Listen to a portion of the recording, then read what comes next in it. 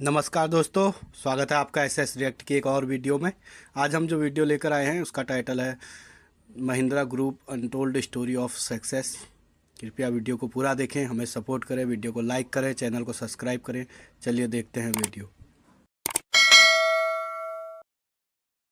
Mahindra and Mohammad, इसी नाम से शुरुआत हुई $21 बिलियन के महिंद्रा ग्रुप की। सपना तो था टाटा से भी बड़ा एक स्टील प्लांट लगाने का, जिसे पूरा करने के लिए इसके फाउंडर जेसी महिंद्रा का घर तक बिक गया। और जब कंपनी अपने पैर पर अभी खड़ा होने की कोशिश ही कर रही थी, उसी दौरान उनके दोस्त और पार्टनर मलिक गुलाम मोहम्मद उनका साथ छोड़कर पाकिस्तान चले गए। लेकिन महिंद्रा ब्रदर्स ने एक बड़ा सपना देखा था, जिसे आज उनके ग्रैंडसन आनंद महिंद्रा ने पूरा करके दिखाया है। महिंद्रा का नाम सुनते ही शायद आपको थार, XUV 700 और ट्रैक्टर्स का ख्याल आता होगा, लेकिन आज Mahindra group cars, buses, trucks, planes, tractors और बोट्स बनाने के अलावा सॉफ्टवेयर, फाइनेंशियल सर्विसेज, डिफेंस और इंफ्रा सेक्टर में भी एक बड़ा नाम है। एक तरफ जहां ये जावा, SD और BSA जैसी world famous two wheeler companies को ओन करती है, वहीं दूसरी तरफ ये इटली की famous car design company Pininfarina का भी मालिक है, जो फेरारी और माजराटी जैसी दिग्गज कंपनीज के कार्स को डिजाइन करती है। आखिर आनंद महिंद्रा ने ऐसा क्या कर दिया कि एक छोटी सी स्टील ट्रेडिंग कंपनी 100 से भी ज्यादा देशों में काम करने वाली एक ग्लोबल ब्रांड बन गई।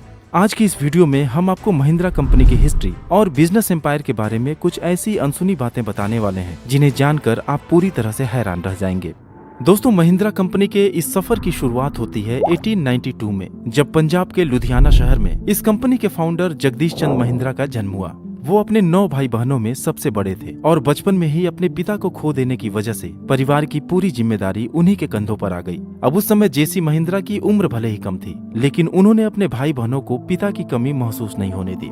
अंग्रेजों का राज था और एक आम इंडियन के लिए अच्छी शिक्षा पाना बहुत ही ज्यादा मुश्किल, लेकिन उस दौर में भी जेसी महिंद्रा ने पढ़ाई लिखाई के महत्व को अच्छी तरह समझ लिया था। इसलिए उन्होंने VJTI से अपनी इंजीनियरिंग की पढ़ाई कंप्लीट की और अपने छोटे भाई कैलाश चंद महिंद्रा को हायर एजुकेशन के लिए कैम्ब्रिज यूनिवर्सिटी भेज दिए। फिर पढ़ाई पूरी होने के बाद जेसी महिंद्रा को टाटा स्टील में सीनियर सेल्स मैनेजर के पद पर एक अच्छी जॉब मिल गई और वहाँ साल 1929 से 1940 तक उन्होंने काफी शिद्दत से काम किया, जिसका नतीजा ये हुआ कि सेकेंड वर्ल्ड वॉर के दौरान सरकार ने उन्हें भारत का पहला स्टील कंट्रोलर नियुक्त कर दिया। और बात अगर उनके छोटे भाई कैलाश चंद महिंद्रा यानी केसी महिंद्रा की करें, तो कैम्ब्रिज में पढ़ाई पूरी होने के बाद वह कुछ सालों तक अमेरिका में ही जॉब किए और 1942 में उन्हें अमेरिका के अंदर इंडियन परचेजिंग मिशन का हेड बना दिया गया। और फिर 1945 में जब वह वापस लौटकर इंडिया आए, तो सरकार ने उन्हें इंडियन कोल फील्ड्स कमेटी और ऑटोमोबाइल एंड ट्रैक्टर पैनल का चेयरमैन बना दिया। हालांकि उसके बाद भी महिंद्रा ब्रदर्स को कई सरकारी और निजी संस्थाओं में काफी बड़े बड़े पद ऑफर हुए, लेकिन अब उनकी सोच बदलने लगी थी।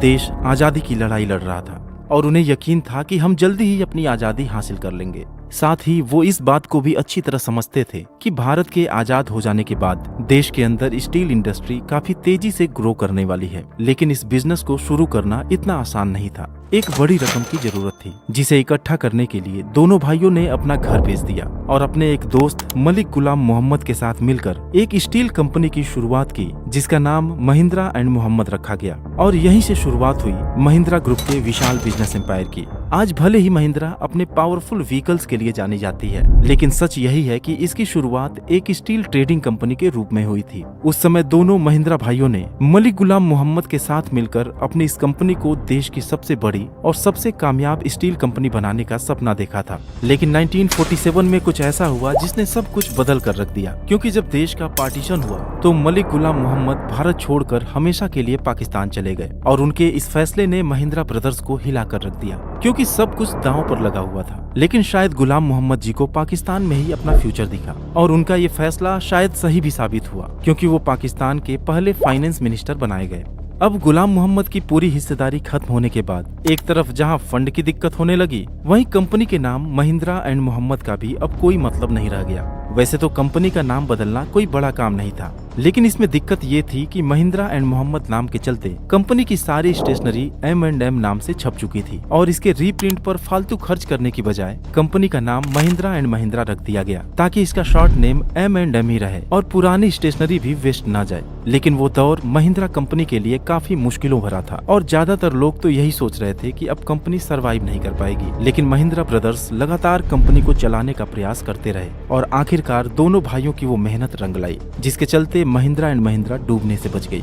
अब यूं तो महिंद्रा कंपनी स्टील इंडस्ट्री के अंदर ठीक ठाक बिजनेस कर रही थी, लेकिन अब कुछ ऐसा करने का इरादा था जो उनसे पहले भारत में किसी और कंपनी ने ना किया हो, और यहीं पर केसी महिंद्रा के विदेश में रहने का एक्सपीरियंस काम आया। दरअसल केसी महिंद्रा अमेरिका की सड़कों पर जीप को देखकर काफी इंप्रेस हुए थे और वे इंडिया में भी इसको लाना चाहते थे। बस फिर क्या था, महिंद्रा ने साल 1947 में विलीज कंपनी से बात की और एक कॉन्ट्रैक्ट के तहत वो विलीज जीप्स को इंडिया में ही असेंबल करके बेचने लगे। चूंकि ये जीप सेकेंड वर्ल्ड वॉर के दौरान मिलिट्री के लिए डिजाइन की गई थी, इसलिए इसकी मजबूत बनावट और हाई ग्राउंड क्लियरेंस उस समय भारत की खराब सड़कों के लिए बिल्कुल परफेक्ट थी। इसलिए लोगों के बीच ये जीप काफी पॉपुलर हो गई और धीरे धीरे महिंद्रा की इमेज एक ऑटोमोटिव कंपनी के रूप में बनने लगी। फिर साल 1951 में जेसी महिंद्रा और 1963 में केसी महिंद्रा की जब डेथ हुई, तब महिंद्रा एंड महिंद्रा अपने देश की एक सक्सेसफुल कंपनी बन चुकी थी, जिसके बाद इस कंपनी की बागडोर केसी महिंद्रा के बेटे केशव महिंद्रा को सौंपी गई। हालांकि अमेरिका की पेंसिल्वेनिया यूनिवर्सिटी से पढ़ाई के बाद साल 1947 से ही वो अपने पिता की हेल्प करने लगे थे, लेकिन जब कंपनी की पूरी जिम्मेदारी उनके कंधों पर आई, तब वह बिजनेस को अपने हिसाब से डाइवर्सिफाई करने लगे, जिसकी शुरुआत उन्होंने ट्रैक्टर बिजनेस से की।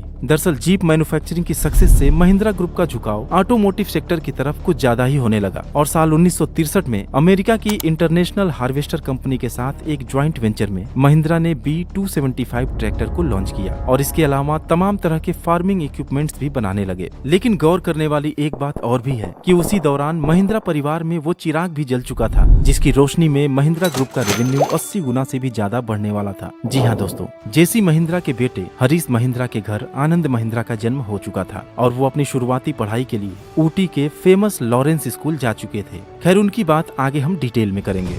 केशव महिंद्रा के लिए बिजनेस को डाइवर्सिफाई करना एक बड़ा चैलेंज था, क्योंकि 60s में गवर्नमेंट के रेगुलेशंस और लाइसेंस राज की वजह से अपने मुताबिक काम करना पॉसिबल ही नहीं था। यहाँ तक कि कितने जीप और ट्रैक्टर्स का प्रोडक्शन करना है, ये भी गवर्नमेंट ही डिसाइड करती थी। लेकिन ऐसे चैलेंजिंग माहौल में भी उन्होंने कंपनी के ग्रोथ को बरकरार रखा और 80s के दशक में महिंद्रा ने अपने बिजनेस को भारत के बाहर भी एक्सपेंड करना शुरू कर दिया। साल 1986 में टेक महिंद्रा की शुरुआत हुई, जो आज महिंद्रा की दूसरी सबसे बड़ी फ्लैगशिप कंपनी होने के साथ ही इंडिया के टॉप 5 IT कंपनीज में अपनी जगह रखती है। और फिर आया 90s का वो दशक जब महिंद्रा ने हॉस्पिटैलिटी और टूरिज्म जैसे बिल्कुल नए स्पेस में एंटर किया और 96 में क्लब महिंद्रा हॉलीडेज की शुरुआत की गई। दरअसल केशव महिंद्रा जी 40 इयर्स की एज में कंपनी के चेयरपर्सन बनाए गए और साल 2012 तक, यानी कि अगले 48 इयर्स तक वो इस पद पर बने रहे। दोस्तों, अब शायद आपको ऐसा लग रहा होगा कि महिंद्रा कंपनी में जो कुछ भी अच्छा हुआ वो सब कुछ तो केशव महिंद्रा जी के समय में ही हो गया था, तो फिर आनंद महिंद्रा ने किया ही क्या?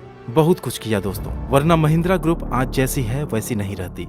हालांकि यंग एज में उन्हें बिजनेस में कोई इंटरेस्ट नहीं था, वो फिल्म मेकिंग और फोटोग्राफी को अपना कैरियर बनाना चाहते थे। लेकिन हार्वर्ड यूनिवर्सिटी से MBA कंप्लीट करके वापस आने के बाद 81 में आनंद महिंद्रा को अपने steel division Mahindra Eugene steel को एक आम एम्प्लॉय की तरह ज्वाइन करना पड़ा। उन्हें इस काम में मजा आने लगा और वो धीरे धीरे एक एक पायदान ऊपर की तरफ बढ़ने लगे। 91 में उन्हें महिंद्रा एंड महिंद्रा का डेप्यूटी मैनेजिंग डायरेक्टर, 97 में मैनेजिंग डायरेक्टर और फिर साल 2001 में कंपनी का वाइस चेयरमैन बना दिया गया। फिर अगस्त 2012 वो समय आया जब उनके अंकल केशव महिंद्रा ने चेयरमैन पद की जिम्मेदारी उन्हें सौंप दी। असल में लिबरलाइजेशन से पहले, या यूं कहें कि आनंद महिंद्रा के एक होल्डिंग पोजीशन पर पहुंचने से पहले, महिंद्रा कंपनी ने अपने बिजनेस को अलग अलग सेक्टर्स में डाइवर्सिफाई तो कर लिया था, लेकिन उनके ज्यादातर बिजनेसेस किसी विदेशी कंपनी के रहम पर चल रही थी। विलीज के लाइसेंस पर वो जीप बेच रहे थे, इंटरनेशनल हार्वेस्टर के साथ जेवी में वो ट्रैक्टर बना रहे थे, यहाँ तक कि उनकी IT फर्म टेक महिंद्रा भी ब्रिटिश टेलीकॉम के साथ कोलैबोरेशन में काम कर रही थी। अपना कुछ भी नहीं था, जिससे कंपनी का रेवेन्यू और प्रॉफिटेबिलिटी बहुत ही ज्यादा कम थी। लेकिन आनंद महिंद्रा का अंदाज ही अलग है। उनके अंदर गजब का कॉन्फिडेंस है। उन्हें किसी के सहारे पर कंपनी को आगे नहीं ले जाना था। उनके अग्रेसिव डिसीजंस और फ्यूचर ओरिएंटेड अप्रोच की वजह से ही 91 में जिस महिंद्रा ग्रुप का कुल रेवेन्यू जहां 1520 करोड़ रुपए था, वो आज बढ़कर 1.22 लाख करोड़ से भी ऊपर पहुंच गया है। लेकिन ये चमत्कार हुआ कैसे? आइए इसके पीछे की कहानी को भी जानते हैं। दरअसल 90s में सुजुकी, हुंडई और जनरल मोटर्स जैसे ब्रांड्स के इंडिया में आने से मार्केट में लोगों के पास टाटा और महिंद्रा के अलावा कई और भी बेहतर ऑप्शंस आ गए, जो गुड लुकिंग होने के साथ ही फ्यूल एफिशिएंट भी थे। लेकिन महिंद्रा अपनी वही पुरानी जीप में कुछ चेंजेस करके अरमाडा, मार्शल और अरमाडा ग्रैंड जैसी गाड़ियां लॉन्च करती रही, जिसमें लोगों की दिलचस्पी कम होती गई। हालांकि कुछ नए प्रोडक्ट्स भी लाने की कोशिश की गई, जैसे फोर्ड के साथ मिलकर फोर्ड एस्कॉर्ट सेडॉन को लॉन्च किया गया, जो बुरी तरह से फ्लॉप हो गई। तब आनंद महिंद्रा ने जिंदगी का सबसे बड़ा रिस्क लेने का फैसला किया। साल 1993 उन्होंने अपनी R&D टीम को रिस्ट्रक्चर करके पवन गोयनका जी को अपनी टीम में शामिल किया, जो उस समय जनरल मोटर्स में इंजन टेक्नोलॉजी के स्पेशलिस्ट माने जाते थे। आनंद महिंद्रा के दिमाग में क्या चल रहा था यह अंदाजा किसी को भी नहीं था। उन्होंने एक इमरजेंसी मीटिंग बुलाई और जब पवन गोयनका से बिल्कुल नए प्लेटफॉर्म पर एक इंडियन कॉम्पैक्ट SUV डिजाइन करने का खर्च पूछा तो उनके पैरों तले जमीन खिसक गई। 1000 करोड़ की जरूरत थी, जो महिंद्रा ग्रुप के 4 साल के प्रॉफिट से भी ज्यादा थी। लेकिन पीछे हटना आनंद जी ने सीखा ही नहीं है। उन्होंने कुछ खर्चों में कटौती करके इस प्रोजेक्ट को 550 करोड़ के बजट में आगे बढ़ाने का ऑर्डर दे दिया और इस तरह साल 2002 में महिंद्रा की किस्मत बदलने वाला कॉम्पैक्ट SUV स्कॉर्पियो को लॉन्च किया गया, जबकि इसके 2 साल पहले ही इन हाउस इंजन के साथ बोलेरो को भी मार्केट में उतार दिया गया था। और फिर बोलेरो और स्कॉर्पियो की इस जोड़ी ने इंडियन मार्केट में धूम मचा दिया और फिर XUV 300, XUV 500, XUV 700 और थार जैसी दमदार गाड़ियों ने महिंद्रा को मानो पंख ही लगा दिया। और दोस्तों आपको पता ही है, आज भी ये सारी गाड़ियां इंडिया की टॉप सेलिंग कार्स में शुमार हैं। इसके अलावा महिंद्रा की डिफेंस व्हीकल्स पर आज इंडिया ही नहीं बल्कि दुनिया के तमाम देश भरोसा करते हैं। स्कॉर्पियो की सफलता के बाद आनंद महिंद्रा ने तेजी से विदेशी कंपनीज को एक्वायर करना शुरू किया। गुजरात ट्रैक्टर्स और पंजाब ट्रैक्टर्स को अपने में मर्ज करके साल 2010 में महिंद्रा दुनिया की नंबर 1 ट्रैक्टर निर्माता कंपनी बन गई। काइनेटिक मोटर्स, रेवा इलेक्ट्रिक और यूके की लीजेंडरी बाइक कंपनीज जावा, SD और BSA मोटरसाइकिल्स, इन सब पर आज महिंद्रा का ही कब्जा है। ये लिस्ट काफी लंबी है दोस्तों। साउथ कोरिया की सैंगयांग और इटली की फेमस कार डिजाइन कंपनी पिनिनफरीना में कंट्रोलिंग स्टेक लेकर महिंद्रा ने दुनिया को हैरान कर दिया था। ये वही पिनिनफरीना है जिसने 20 करोड़ रुपए की कीमत वाली इलेक्ट्रिक हाइपर कार पिनिनफरीना बत्तीस्ता को बनाया है। इसके अलावा आज महिंद्रा के पास 2 वर्ल्ड क्लास रेसिंग टीम भी मौजूद है। आज महिंद्रा के टोटल रेवेन्यू का 50% हिस्सा अकेले उसके ऑटोमोटिव डिवीजन से ही आता है। बाकी 31% टेक महिंद्रा और लगभग 9% रेवेन्यू फाइनेंशियल सर्विसेज जनरेट करता है। तो दोस्तों अब तक आप महिंद्रा कंपनी के इतिहास और बिजनेस एम्पायर के बारे में काफी कुछ जान गए होंगे, लेकिन अगर पर्सनली आनंद महिंद्रा की बात करें तो वह समय के साथ चलने वाले एक ऐसे कॉर्पोरेट लीडर हैं जिन्होंने लोगों की जरूरतों के हिसाब से अपने प्रोडक्ट को अपडेट किया है। सोशल मीडिया प्लेटफॉर्म X पर काफी एक्टिव रहने से वो हमेशा सुर्खियों में बने रहते हैं और अपने बिजी शेड्यूल से कुछ समय निकालकर वो मुंबई में हर साल महिंद्रा ब्लूज फेस्टिवल का आयोजन करते हैं। शायद फिल्म मेकिंग और फोटोग्राफी के लिए उनका प्यार अभी भी बरकरार है। उनकी वाइफ अनुराधा एक जर्नलिस्ट थी जो अब एक famous luxury and lifestyle magazine verb की एडिटर हैं। आनंद महिंद्रा ने 1996 में नन्ही कली नाम से एक प्रोजेक्ट की शुरुआत की थी, जिसके जरिए वो 5 लाख से भी ज्यादा गरीब लड़कियों की पढ़ाई में मदद कर चुके हैं। इंडियन बिजनेस इंडस्ट्री में उनके योगदान को देखते हुए भारत सरकार ने साल 2020 में उन्हें पद्म भूषण से भी सम्मानित किया था।